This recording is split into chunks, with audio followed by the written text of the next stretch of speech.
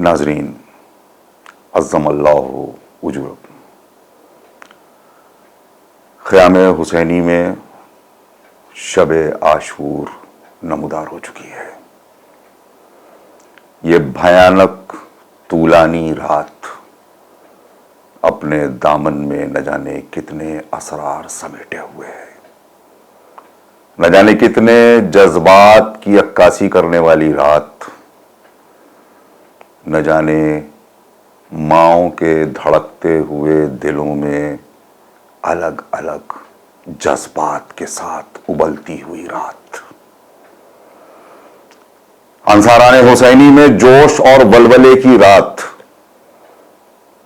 دنیا میں نہ جانے کتنے مارکے ہوئے اور ابھی کتنے مارکے ہوتے رہیں گے، مگر ہر مارکے کا فوجی جب میدان جنگ کی طرف بڑھتا ہے تو اسے معلوم نہیں ہوتا کہ وہ زندہ بچے گا کہ مر جائے گا، بلکہ اسی امید میں جاتا ہے کہ ہم بچ جائیں گے، فتح یاب ہو کر لوٹیں گے، کامیاب ہو کر پلٹیں گے۔ مگر یہ کائنات کا اکیلا مارکا ہے کہ جہاں پر جو بھی فوجی موجود ہے اسے معلوم ہے کہ یہ میری زندگی کی آخری رات ہے، اور چہروں پر اضطراب نہیں ہے بلکہ ایک ولولہ ہے، ایک جوش ہے، ایک سبقت لے جانے کی آرزو ہے۔ ہزاروں لاکھوں کروڑوں سلام ان انصاران حسینی پر۔ اس پوری رات کے مناظر شاید کوئی خطیب آسانی سے پیش نہ کر سکے جتنی خوبصورتی کے ساتھ حضرت جوش ملیح آبادی نے اس رات کے مناظر کو قلم بند کیا ہے۔ فرماتے ہیں کہ وہ اہل حق کی تشنہاں مختصر سپاہ، باطل کا وہ ہجوم کہ اللہ کی پناہ، وہ ظلمتوں کے دام میں زہرا کے مہر و ماہ، تارے وہ فرتے غم سے جھکائے ہوئے نگاہ، وہ دل بجھے ہوئے، وہ ہوائیں تھمی ہوئی، وہ ایک بہن کی بھائی پہ نظریں تھمی ہوئی، وہ رات، وہ فرات، وہ موجوں کا خلفشار، عابد کی کروٹوں میں وہ بے چارگی کا بار، وہ زلزلوں کی زد پہ خواتین کا وقار، اصغر کا پیچ و تاب وہ جھولے میں بار بار، اور عجیب منظر کشی کرتے ہوئے وہ ماضی کے جھروکوں میں دیکھتے ہیں کہ اصغر میں پیچ و تاب نہ تھا اضطراب کا، وہ دل دھڑک رہا تھا رسالت مآب کا۔ ہاں عزیزو، کہاں سے چھیڑیں داستان؟ کیا ان ماؤں کے پاس چلیں پہلے کہ جو چراغ جلائے ہوئے اپنے بچوں کے چہروں کو دیکھ رہی ہیں، یا ان کو جوش دلا رہی ہیں، کل کے لیے تیار کر رہی ہیں؟ ان انصاران حسینی کے خیموں میں چلیں کہ جہاں پہ ہر ایک دوسرے کو جوش اور ولولہ دلا رہا ہے اور سبقت لے جانے کی آرزو کر رہا ہے، یا ان بنی ہاشم کے خیموں میں چلیں کہ جہاں پہ عباس ایک ایک کا بازو پکڑ کے بتا رہے ہیں کہ انصاران میں ہم سے پہلے کوئی نہ جانے پائے، ہمارا حق زیادہ ہے؟ یا شب کی تاریکی میں طلایہ کرتے ہوئے اس مظلوم امام کی طرف چلیں جو ہے کہ خیمے میں جھانک جھانک کے دیکھ رہا ہے اور دل ہی دل میں دعائیں کر رہا ہے اور یہ آرزو کر رہا ہے کاش میرے جیسے انصار ہمارے بزرگوں کو بھی ملے ہوتے۔ حسین جس نے یہ بتا دیا کہ تمہارے ظلم کی انتہا تو ہو سکتی ہے مگر میرے صبر کی کوئی انتہا نہیں، اسی لیے اسے نفس مطمئنہ کہا، اس نے کہ جس نے پوری کائنات کو خلق کیا، جو رب العالمین ہے۔ آج اسی موضوع پر گفتگو کرنے کے لیے ہمارے ساتھ پھر موجود ہیں حجت الاسلام والمسلمین مولانا سید عروج الحسن رضوی صاحب قبلہ۔ یا ایتھا النفس المطمئنہ ارجعی الی ربک راضیۃ مرضیہ فادخلی فی عبادی वदखुली जन्नती। ये अब्द और माबूद का रिश्ता और नफ्से मुतमइन्ना का खिताब, क्या कहेंगे? बिस्मिल्लाहिर्रहमानिर्रहीम।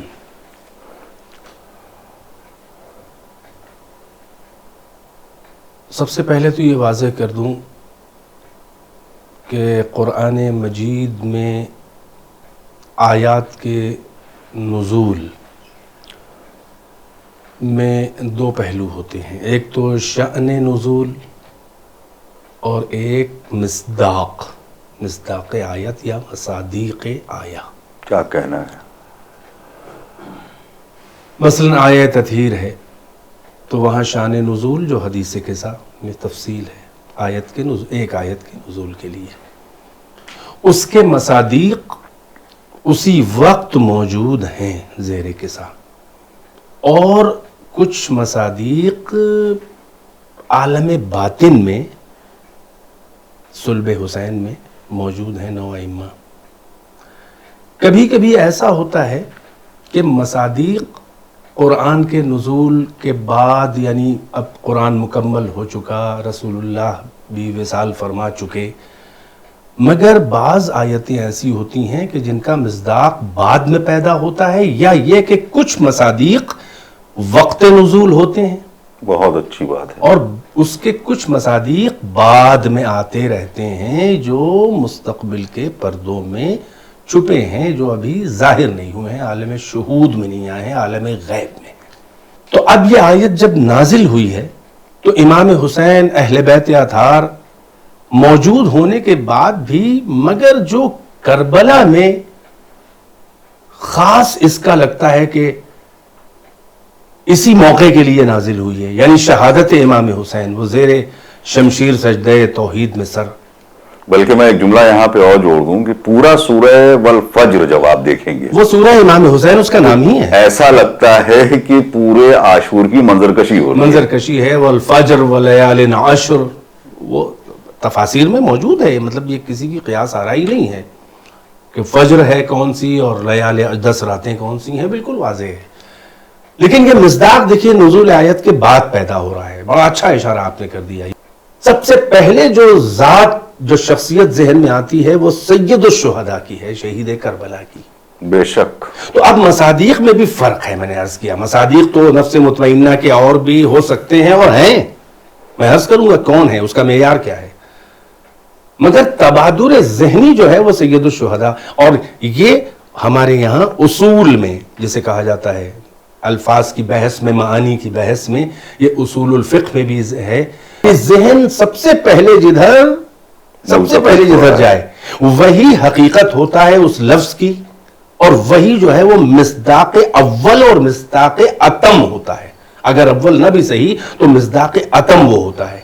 चुनांचे सैयदुश शुहदा से ये सूरा और ये आयत और ये नफ्स मुतमइन्ना का लफ्ज़ मंसूब है। अब नफ्स मुतमइन्ना का मेयार समझ लिया जाए तो समझ में आ जाए कि ये हुसैन से ही मंसूब क्यों है, या हुसैन जैसों से मंसूब है, बस ख़त्म। वो चाहे हुसैन से पहले के मसादीक़ हो या हुसैन के बाद, मगर हुसैन उसमें भी मरकज़ है। नुफूस मुतमइन्ना में जो मरकज़ी नफ्स है वो हुसैन का है। अब नफ्स की किस्में हैं और कुरान ही से ये किस्में निकली हैं। एक नफ्स अम्मारा है जिसका जिक्र वाज़ेह तौर पर एक आयत में है, सूरह यूसुफ में, हज़रत यूसुफ की ज़बान से, वमा उबर्रिउ नफ्सी इन्न नफ्स लअम्मारतुम बिस्सूअ इल्ला मा रहिम रब्बी। ये इस्मत हज़रत यूसुफ सिद्दीक़ से मुताल्लिक़ आयत है। वो फरमा रहे हैं मैं अपने नफ्स की पाकी का कोई क्लेम और दावा नहीं कर रहा हूँ कि मुझ में इम्कान गुनाह ही नहीं है। बशर की इस्मत इस्मत इख्तियारी है, इम्कान गुनाह ना हो तो इस्मत कैसी, कमाल कैसा। वो तो इस्मत जबरी जो है, मजबूर मासूम जो है मलाइका है। इसलिए इस्मत जो है वो लुत्फ़ परवरदिगार है उस इंसान पर जो अपने को अब तक अपने को बचाए रहा हो गुनाहों से। तो ये नफ्स अम्मारा है। दूसरा नफ्स जो है वो खुदावंद आलम इसी कुरान में इरशाद फरमा रहा है कि वनफ्सिन वमा सव्वाहा फअल्हमाहा फुजूरहा व तक़वाहा, वनफ्सिन वमा सव्वाहा, कसम है नफ्स से, इंसानी की नफ्स की कसम, और उसको संवारने वाले की। फअल्हमाहा फुजूरहा व तक़वाहा, तो उस नफ्स को उसके रब ने, संवारने वाले खालिक ने इल्हाम कर दिया उसके फुजूर गुनाहों का भी और उसके तकवा का भी। تو یہ الہام اللہ کرتا ہے نفس انسانی کی طرف، اس لیے اسے نفس ملہمہ کہا جاتا ہے۔ اب گناہ اگر کر لے، نفس کی آواز پہ لبیک کہے، تو نفس اسے ملامت کرتا ہے۔ یہ دوسرا فنکشن ہے نفس کا، یہ دوسرا مرتبہ ہے کہ جہاں پر سورہ قیامت میں اللہ نے قسم کھائی ہے کہ لا اقسم بیوم القیامہ کیا کہنا ہے، ولا سبحان اللہ، اقسم بالنفس اللوامہ، میں قسم کھاتا ہوں روز قیامت کی، میں قسم کھاتا ہوں نفس لوامہ کی، یعنی گناہ کے بعد ملامت کرے، اسے ضمیر کی آواز ہم کہتے ہیں۔ اس کے بعد کی اگلی منزل یہ ہے کہ اب کسی بھی آلائش اور کسی بھی گناہ سے وہ بچتے بچتے بچتے اس منزل پر آ گیا ہے کہ اب وہ محرم رضا پروردگار 100% اپنی مرضی اور مشیت کو، مشیت و رضا پروردگار میں ضم کر دے، بس وہی چاہے جو اللہ چاہے۔ یعنی قرب کی وہ آخری منزل ہوتی ہے کہ جب خدا بند عالم کا اتنا بھروسہ وہ حاصل کر لیتا ہے نفس، تو اللہ اسے کہتا ہے نفس مطمئنہ، اور رضا خدا کی وجہ سے اور اپنی مشیت کو مشیت پروردگار میں ضم کر کے وما تشاؤون الا ان شاء اللہ، کیا کہنا ہے، سبحان اللہ، سبحان تو اللہ۔ اب وہ کوئی بھی قیامت آ جائے کائنات میں، مگر اس کے نفس کا اس اطمینان کوئی چھین نہیں پاتا ہے۔ اس لیے اس لیول کے جو انسان ہیں وہ نفس مطمئنہ کہلاتے ہیں۔ یقین سے بھی اوپر کی منزل ہے، بہت اور آخری منزل ہے۔ یقین کے بھی مراتب ہیں، علم الیقین ہے، عین الیقین ہے، حق الیقین ہے۔ اس سے بھی اوپر علم الیقین یہ ہے کہ آپ نے سنا کسی سے اور آپ کو علم حاصل ہو گیا، اور اتنا یقین۔ عین الیقین یہ کہ سنا جو تھا وہ آنکھوں سے دیکھ لیا، یہ عین الیقین۔ یہ عین الیقین حضرت ابراہیم کو اللہ نے دیا تھا، وَكَذَلِكَ نُرِي إِبْرَاهِيمَ مَلَكُوتَ السَّمَاوَاتِ وَالْأَرْضِ لِيَكُونَ مِنَ الْمُوقِنِينَ۔ ہم ابراہیم کو زمین اور آسمان کی اشیاء کی حقائق اور اس کے ملکوت حقائق کو اور باطنی حقیقت کو دکھایا کرتے تھے تاکہ وہ یقین کرنے والوں میں ہو جائیں۔ اچھا کیا آپ نے چھیڑ دیا کہ یقین کا اطمینان سے بڑا گہرا تعلق، یقین نہیں تو اطمینان کیسا؟ تو لیکن علم الیقین سے بلند ہو کہ عین الیقین، اور عین الیقین ابھی دیکھا ہے، ابھی نہیں معلوم جو دیکھ رہے ہیں وہ صحیح ہے کہ نہیں ہے۔ تو جو نفس مطمئنہ ہوتا ہے، یقین کی اس آخری منزل کے اوپر ہوتا ہے کہ حق کو اپنے وجود میں محسوس کرتا ہے۔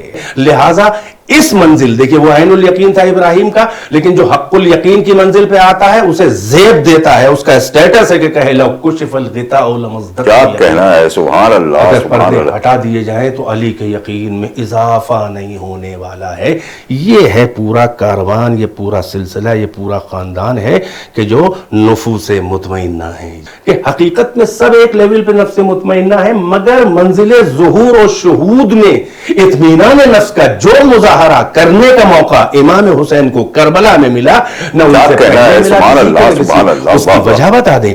دیکھیے ایسا ہے کہ رسول اللہ سے بڑا عابد پروردگار کون ہوگا؟ قرآن میں خود اللہ کہہ رہا ہے کہ آپ کہیے کہ مانا اول العابدین، میں سب سے پہلا عبادت گزار ہوں۔ یہیں سے ثابت ہوتا ہے کہ اول مخلوق بھی ہیں۔ کیا کہنا ہے، پہلے واہ عبادت واہ گزار۔ واہ واہ۔ ایک آیت بڑی عجیب ہے، میں رسول پہ اس لیے آ رہا ہوں، عبادت حسین تک لانا ہے۔ قل ان کان للرحمن ولدا فانا اول العابدین۔ ان سے کہیے، نصارہ سے اور یہود جو ابن اللہ بنائے بیٹھے ہیں عزیر و عیسیٰ کو، ان سے کہیے اگر رحمان کے کوئی بیٹا ولد ہو سکتا ہوتا تو میں تو اول العابدین ہوں، میں تو سب سے پہلا عابد ہوں، عبد ہوں۔ وہ عبد کی بات، نفس کیا مطمئنہ کہنا ہے، کیا عبدیت، کہنا ہے۔ اس کے اندر معنی کیا چھپے ہیں؟ اب لکھا کسی نے نہیں ہے، لیکن اس میں جو معنی چھپے ہیں ذوق عربیت رکھنے والے سمجھ سکتے ہیں۔ اگر رحمان کا کوئی بیٹا ہوتا تو میں تو اول عابدین ہوں، یعنی اگر ممکن ہوتا بالفرض معاذ اللہ کہ رحمان کا کوئی بیٹا ہو تو عیسیٰ نہیں میں ہوتا۔ اللہ اکبر۔ جب میں نہیں ہوں، میں تو اول العابدین ہوں، تو وہ بھی عابدین تھے۔ اب رسول اللہ کی منزل عبادت جن کے لیے اللہ کہے طٰہٰ، واہ واہ واہ واہ۔ اے طیب و طاہر، اے مرکز طہارت، آپ پر ہم نے قرآن اس لیے نازل نہیں کیا ہے لتشقا، کہ آپ سختیوں میں پڑ جائیں، مشقت میں پڑ جائیں، زحمتوں میں پڑ جائیں، پنجوں کے بل کھڑے ہو کے رات بھر ورم آ رہا ہے۔ اب رسول اللہ سے بڑا کوئی عابد نہیں ہے، لیکن اتنا یاد رہے، آرام و آسائش یا میدان جنگ، آب و غذا سے سیراب ہونا، وہ عبادت اللہ اکبر، مولا اللہ کائنات امام حسن صدیقہ طاہرہ آپ سب کی عبادتیں، وہ منزل معراج پر صاحب معراج کی عبادت آپ سوچ لیں. لیکن حسین کن ماحول میں بندگی پروردگار اور سجدہ خدا کر رہے ہیں. یعنی حسین کا وہ عصر عاشور کا سجدہ وہ عجیب منزل ہے کہ جہاں پر جناب رسالت مآب صلی اللہ علیہ وآلہ وسلم، یوں کہوں کہ جہاں پر بندے کے پاؤں میں ورم آ جائے تو پھر اللہ کہتا ہے قم اللیل الا قلیلا، واہ اور جہاں پر آ کے اطمینان سے سجدے کی حالت میں سر پہ زنگ آلود، یا یوں کہوں کہ جس کی دھات توڑ دی گئی ہو، بے شک. وہ ضرب پہ ضرب لگ رہی ہو اور شکر میں کمی نہ آ رہی ہو. یہی امتحان میں نے عرض کیا کہ نفس مطمئنہ. دیکھیں جب امتحان جتنے ہی سخت ہوتا ہے اتنی ہی بڑی و واضح سند دی جاتی ہے. حسین کس عالم میں سجدے میں سر رکھے ہیں؟ خنجر رواں ہے، زمین کربلا لرز رہی ہے، آیات سما اور ارض میں ایک قیامت برپا ہے، تہو بالا ہو رہے ہیں. کیوں؟ چھوٹی آیتوں میں قیامت کا سما ہے کیونکہ آیت اللہ الکبریٰ سجدے میں سر اللہ اکبر، بڑی آیت مصیبت میں ہے. زلزلے آ رہے ہیں، سیاہ آندھی چل رہی ہے، فرات کا پانی نہزوں اچھل رہا ہے، ماہیان آپ ساحل پہ پھڑک پھڑک کے دم توڑ رہی ہیں. ایک قیامت کا سما ہے. لیکن اللہ اکبر، زمین لرز رہی ہے، زلزلہ آ رہا ہے، مگر اللہ رے اطمینان نفس حسین اللہ سجدہ اکبر، گزار کی اللہ. پیشانی ہل بھی نہیں رہی ہے. یہ اطمینان نفس دیکھ کر مشیت کو پیار آیا ہے کہ تو ہی تو مصداق اتم ہے، تو ہی تو مصداق جلی ہے اس کا. اسی لیے آیت نے اس لہجے میں کہا یا ایتھا النفس، یہ آواز گونجی.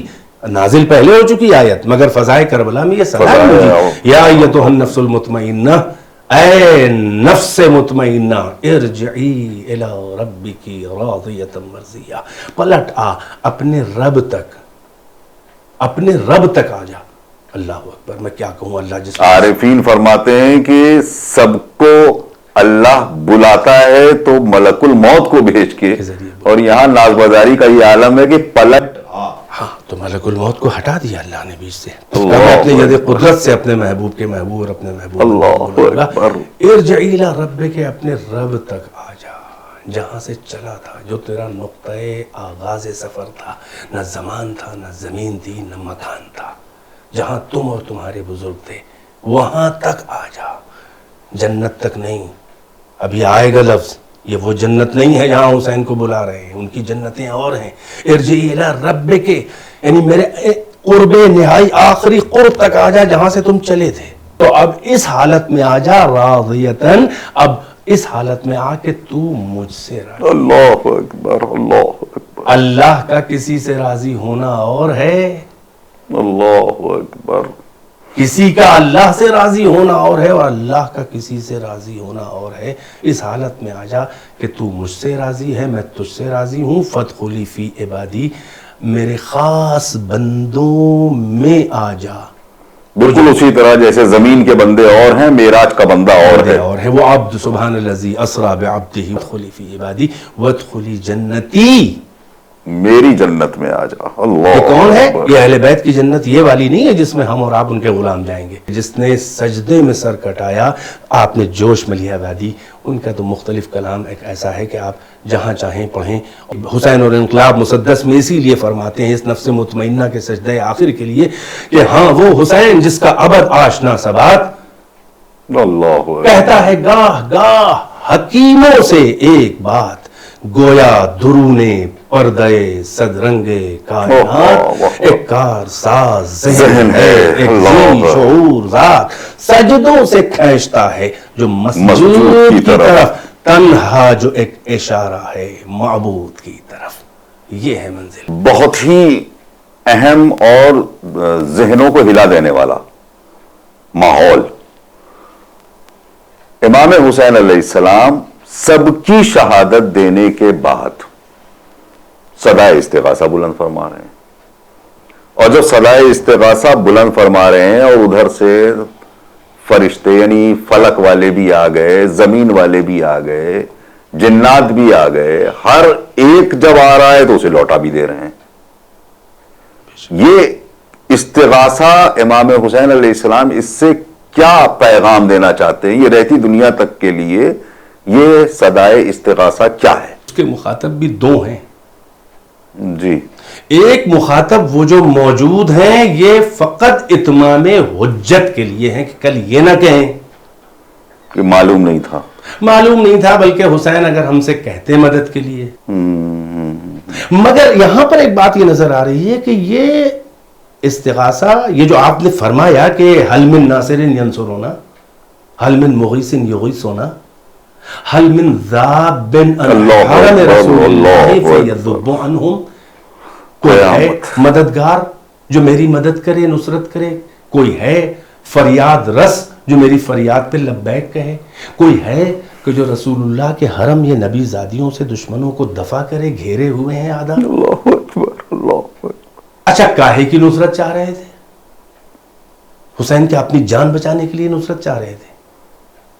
کیا اون محمد کے قتل ہونے کے بعد کیا حسین کے دل میں تمنا تھی؟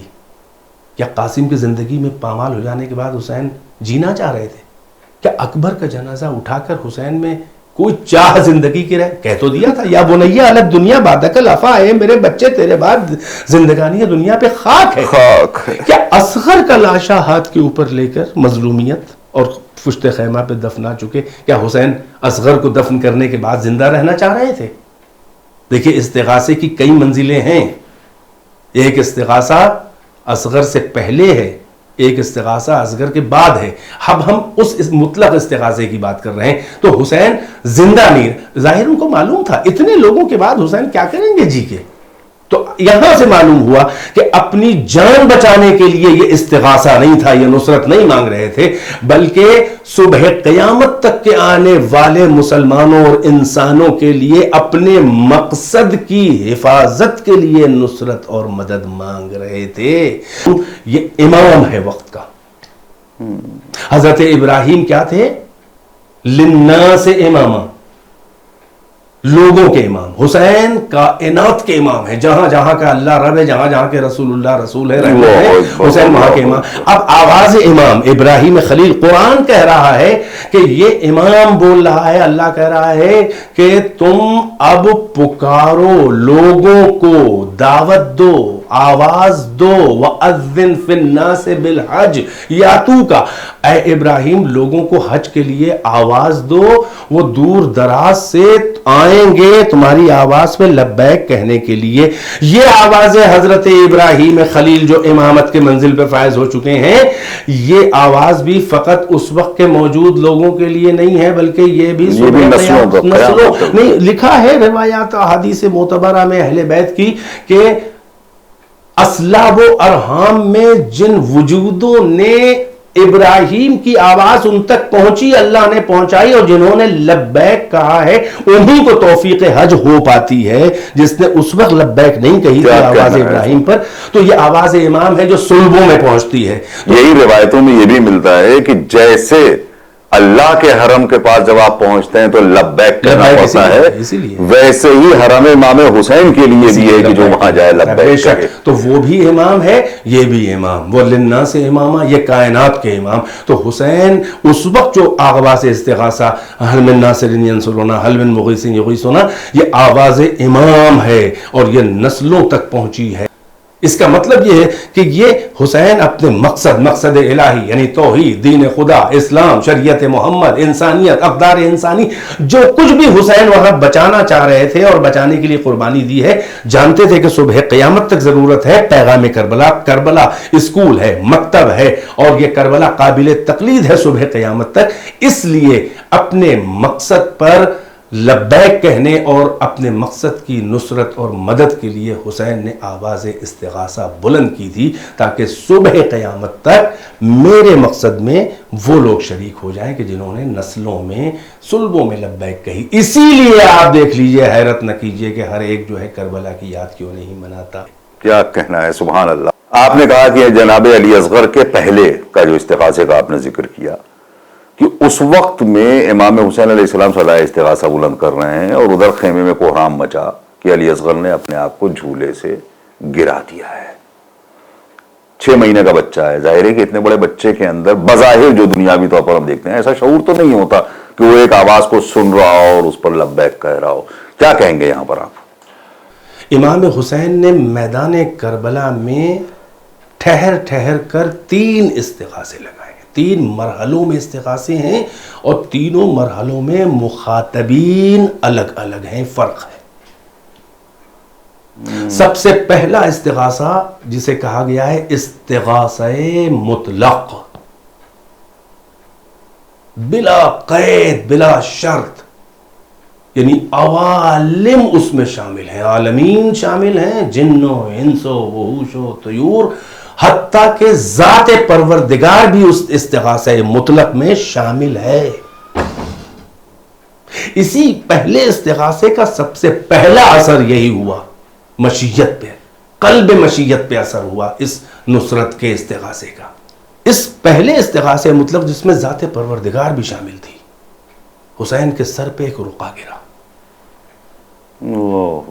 آپ نے اس رقعے کے مضمون کو دیکھا، اس میں لکھا تھا اے حسین، اے میرے محبوب، محبوب کے محبوب، قتل و شہادت تجھ پر فرض نہیں کی گئی.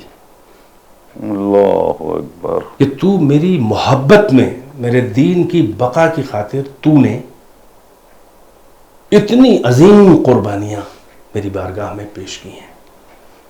حسین چاہو، تمہیں اختیار ہے، چاہو تو اپنی جان بچا لو اور چاہو تو اپنے رب سے ملاقات کر لو. امام حسین نے فرمایا کہ پروردگارا، میں ترجیح دیتا ہوں تیری لقاء، تیری زیارت، تیری محبت میں تیرا دیدار ہو جائے، تیرا قرب، تیری رضا.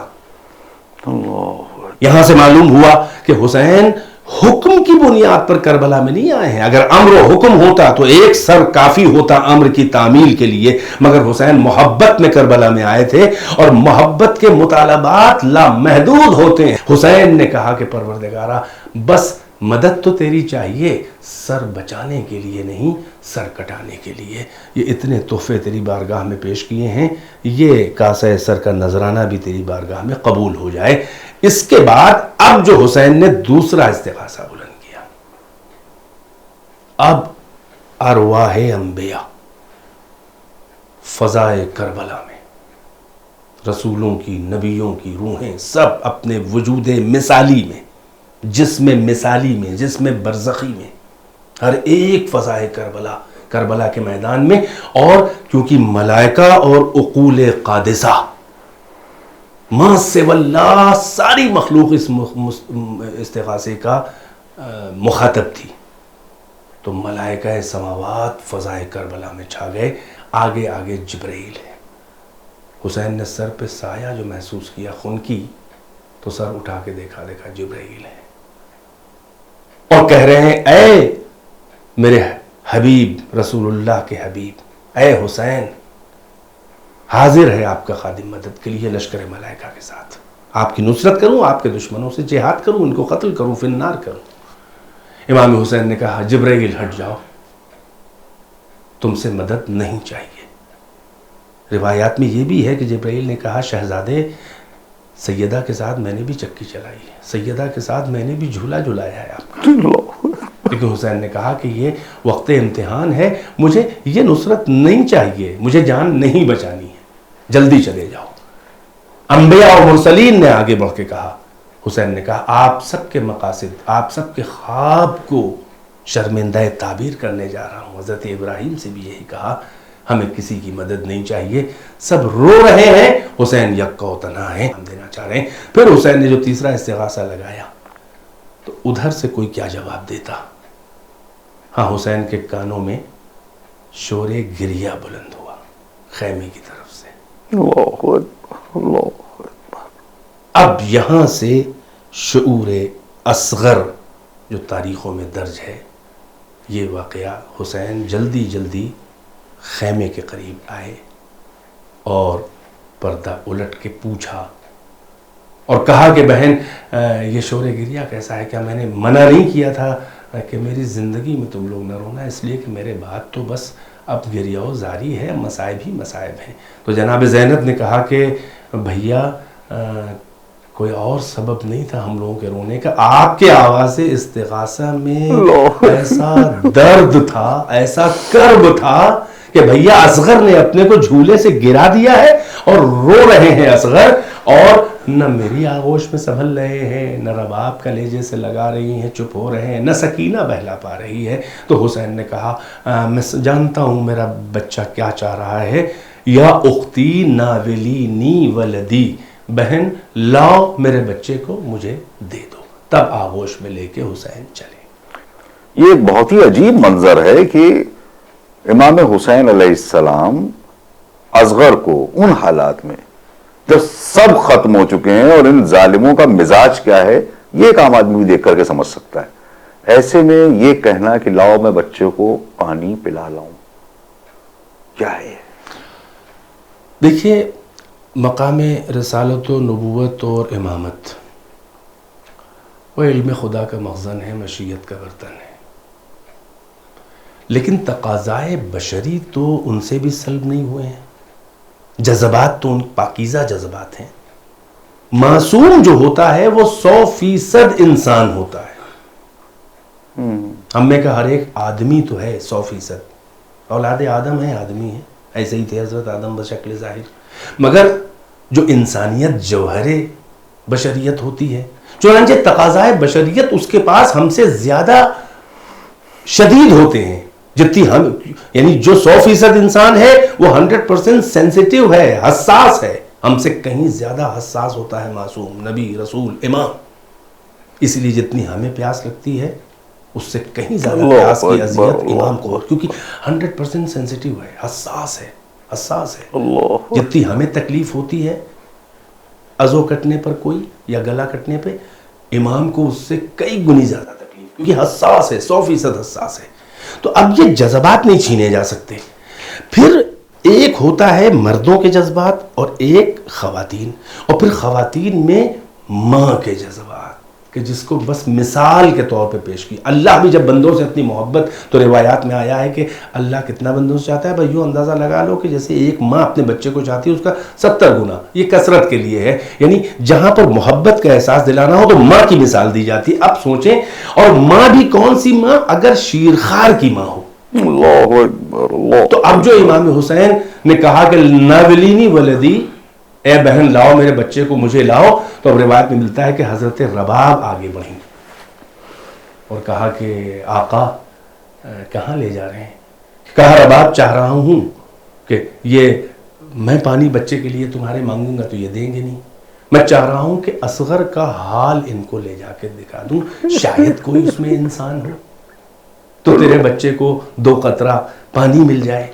کیسے کہہ دیں کہ جا رہا ہوں اس کے تیر لگے گا؟ اس لیے اس طرح کے لہجہ امام حسین نے، اور ظاہر ہے کہ وہ بامعرفت خاتون ہے، علی و فاطمہ کی بہو، جنت کے سردار کی زوجہ ہے، ساتھ میں رہ کے کتنے معارف معلوم ہیں، سب سمجھ رہے ہیں، مگر رشتوں کا اور رشتوں کی نزاکتیں اور جذبات کا لحاظ بھی وہاں پر کیا جا رہا ہے، لفظوں میں بھی لحاظ کیا جا رہا ہے۔ لہٰذا اس بچے کو حسین جب لے کے میدان کربلا کی طرف چلے ہیں تو دامن ابا، اس تپتی ہوئی دھوپ میں پیاسا، دامن ابا میں کا سایہ کر کے میدان کی طرف بڑھ رہے ہیں۔ لشکر اشقیہ سمجھ رہا ہے کہ حسین قرآن لا رہے ہیں، شاید حسین اب ہمتیں پست ہو گئی ہیں، حسین صلح چاہ رہے ہیں، قرآن کو بیچ میں رکھ کے لانا چاہ رہے ہیں۔ یہ وہی ہیں جنہوں نے نیزے پہ قرآن بلند کیا تھا۔ ہاں حسین قرآن صامت تو نہیں لے گئے تھے، لیکن جب دامن ہٹایا تو سب نے دیکھا کہ قرآن صامت نہیں بلکہ قرآن ناطق کا سب سے چھوٹا سورہ، بلکہ یوں کہوں کہ مصحف شہادت کا سب سے چھوٹا سورہ اور سب سے معتبر سورہ، جیسے قرآن صامت کا سب سے چھوٹا سورہ سورہ کوثر اعتبار و حقانیت و دلیل حقانیت قرآن بن کر خانہ کعبہ کی دیوار پر آویزاں کر کیا تھا رسول اللہ نے، یعنی پورے قرآن صامت کا भरोसा और एतबार वो सबसे छोटा सूरा सूरह कौसर, ये कुरान शहादत का सबसे छोटा सूरा है। बस फर्क ये है कि वो काबे की जिदार पे आवेजा था, ये हुसैन के हाथों के ऊपर ये छोटा सा बच्चा आया है। हुसैन ने इसीलिए मुखातिब, अब आप अंदाजा लगाएं ये शहादत असगर की इतनी अहम क्यों है। क्यों करबला में हुसैन इतने छोटे से बच्चे को लेके आए। इत्तेमाम, ये इत्तेफाक नहीं है, ये नहीं है कि इत्तेफाक से जानू पे बैठे प्यार कर रहे थे या हाथ पे लिए थे। इत्तेफाकन एक तीर आया, नागहा एक तीर आया और लग गया, नहीं, ये मंसूबा अजल है। जैसे हुसैन की शहादत तय है क़ज़ा और क़दर इलाही में, असगर की शहादत क्यों? इसलिए कि हुसैन की हक्कानियत की बहुत बड़ी दलील है। मैं इसलिए कह रहा हूं, जैसे रसूलुल्लाह को इंतजार था कि काबे में अली आ जाए तो हम अपने रिसालत के मिशन को शुरू करें, वैसे ही हुसैन को इंतजार था कि अली का पोता छोटा सा अली आ जाए तो मैं अपने शहादत के सफर को और इक़दाम क्या को शुरू कहना है, सुभान अल्लाह। जैसे वो अली जो था वो काबे में रसूलुल्लाह के हाथ पर था, जो एतबार रिसालत रसूलुल्लाह, एतबार दीन खुदा, एतबार तौहीद और कुरान बन के अली आया था, वैसे ही असगर ये छोटा अली हुसैन के हाथ के ऊपर है। क्या बेहतरीन हजरत प्रोफेसर मौलाना बदरुल हसन आबदी ने अपने एक सलाम में कहा है कि किसने बच्चे को सिखाया था शऊर नुसरत, किसने बच्चे को सिखाया था शऊर नुसरत, किसके शागिर्द बताओ अली असगर निकले। इस्तिग़ासे के बाद रो देना और मचलना न संभलना, ये शऊर नुसरत किसने सिखाया। यहां पर बेहतरीन हजरत बेशीर की शहादत की अहमियत के ऊपर 4 मिसरे मुझे मौलाना मोहसिन साहब जौनपुरी हफज़हुल्लाह वो फरमाते हैं कि बेशीर की शहादत उज़्मा खुदा गवाह, बड़े कीमती अशार है। बेशीर की शहादत उज़्मा खुदा गवाह मजलूमिये हुसैन की तन्हा दलील है। मूसा ये कह रहे हैं कि असगर तेरा लहू फिरऔन वक्त के लिए दरियाए नील है। अल्लाह अकबर, अल्लाह अकबर। हाँ, इन्हीं तवक्कुआत से हुसैन लेके आए थे और असगर ने पूरी तवक्कुआत पूरी कर दी। अंदाजा लगाएं सब्र असगर का, इस्तिकामत असगर का। जवानों ने पहले जामे शहादत और जामे कौसर पी के वो सैराब हो गए। असगर अब्बास व अकबर के भी बात, यानी अगर तज्जिया किया जाए तो ये लगता है तरतीब है, असहाब की है और फिर घर वालों की है। 3-3 दिन के प्यासे हैं, भूखे हैं, तो जिसमें जितनी ज्यादा कुव्वते बर्दाश्त थी हुसैन ने उसको उतनी ही बाद में भेजा। अच्छी सही बात समझ में आ रही है। असहाब व अंसार बनी हाशिम नहीं है, इस्मती आगोशों के पले नहीं है, लिहाजा उन्हें पहले जाना चाहिए। अब्बास व अकबर, कासिम व मोहम्मद सब बाद में। यहां तक तो समझ में आया, मगर मेरे मौला अक्ल साथ नहीं दे रही। असगर को अकबर के भी बात, असगर को अब्बास के भी बात, असगर को मोहम्मद हुसैन दिखाना चाह रहे थे कि इस बच्चे में कितनी कुव्वत बर्दाश्त, बस ज़िब्र अजीम नफ्से मुतमइन्ना से पहले। और ये असगर इस आखिरी वक्त में भी इस मंजिले शऊर और होश पर है कि हुसैन, अभी तो हुसैन ने इत्माम हुज्जत किया, दामन अबा हटा के कहा, ऐ लश्कर जफाकार, है कि तुम में कोई इतना इंसानियत रखने वाला, अगर तुम्हारे जामे नाकिस में बिलफर्ज मैं खतावार हूं, तुम मुझे बागी समझते हो हुकूमत का। ये छोटा सा बच्चा, ये 6 महीने का करबला में आके हुआ है, ये तो किसी भी मजहब, मिल्लत, किसी दीन, किसी इंसानी कानून की हैसियत से, की रूह से ये तो खतावार नहीं। और सुनो, इसकी माँ का शेर खुश्क हो चुका है, अगर हो सके तो 2 कतरा पानी पिला दो। जब कोई जवाब ना आया तो हुसैन ने आगे बढ़ के जलती हुई रेत के ऊपर उस रबाब के कुंभलाए हुए फूल, उस गुंचा दहन को जलती हुई रेत पर, यानी प्यासा, उस पर से गर्म जमीन रख के दूर हट गए। फिर कहते हैं कि तुम्हें लग रहा है कि इसके बहाने मैं पानी मांग रहा हूं, तो लो अपने हाथ से आके थोड़ा सा पानी पिला दो।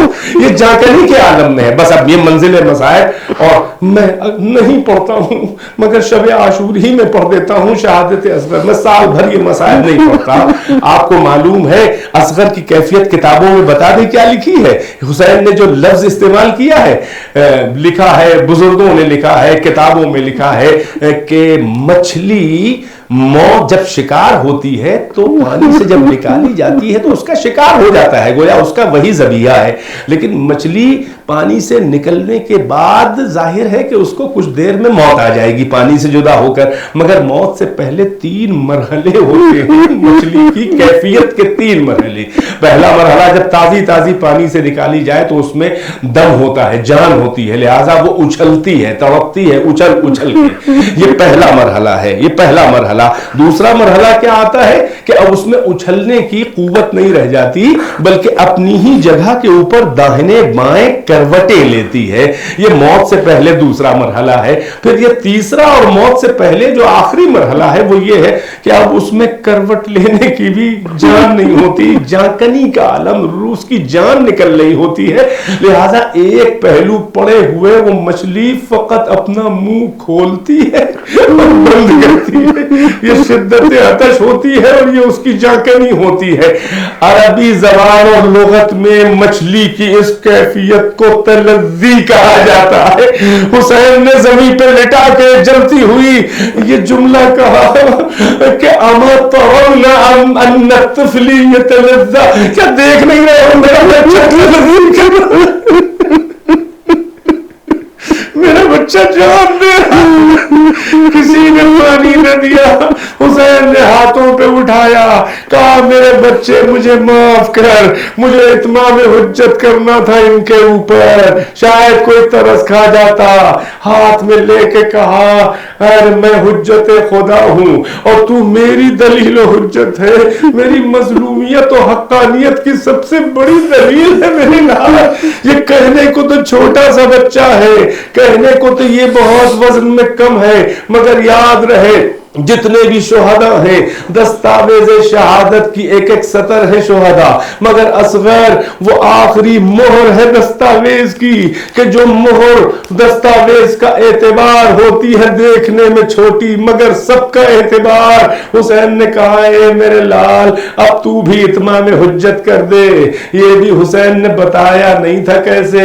असगर ने अपने सूखे हुए पकड़ी आए हुए होंठों पर ऐठी हुई सूखी सी जबान फेर के चेहरे को हर तरफ घुमाना शुरू किया, हर तरफ से सर पिटने लगा।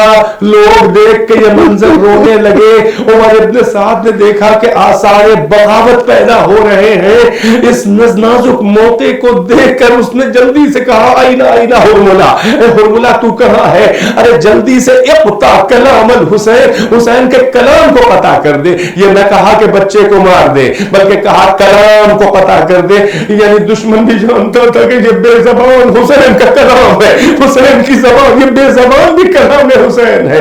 उधर से तीर चला, इधर असगर ने कहा बाबा सख्त इम्तिहान आ गया, आमादा रहिए।